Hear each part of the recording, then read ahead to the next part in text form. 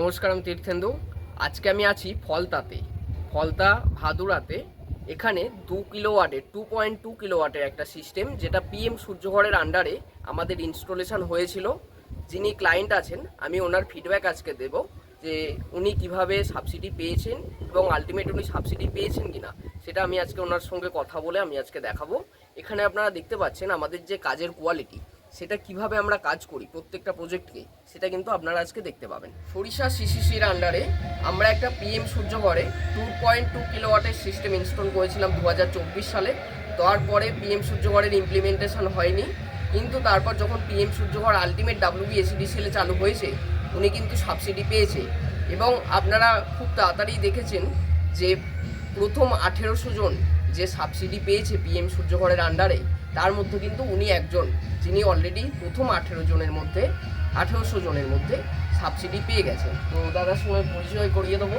দাদা নমস্কার, আপনার নাম বলবেন আর আপনার অ্যাড্রেসটা বলবেন। আমি সুজয় বাগ। আমি কলতা এলাকায় ভাদুরা গ্রামে সরিষা সিসির আন্ডারে কাস্টমার।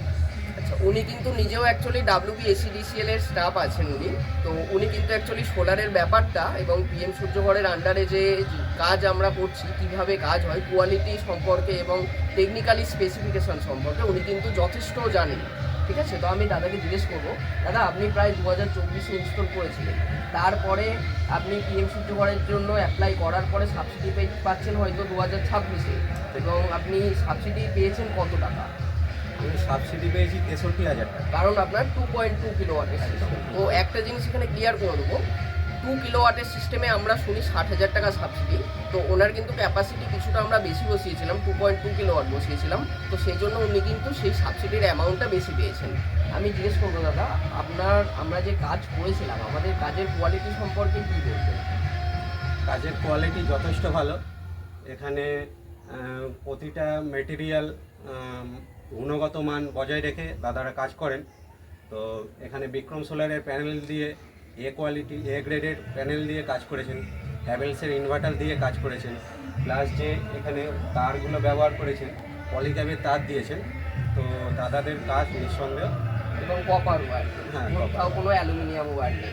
ঠিক আছে, তো অনেক ধন্যবাদ দাদা, আপনার এই মূল্যবান ফিডব্যাকটা আমাদের জন্য খুব কাজে লাগে।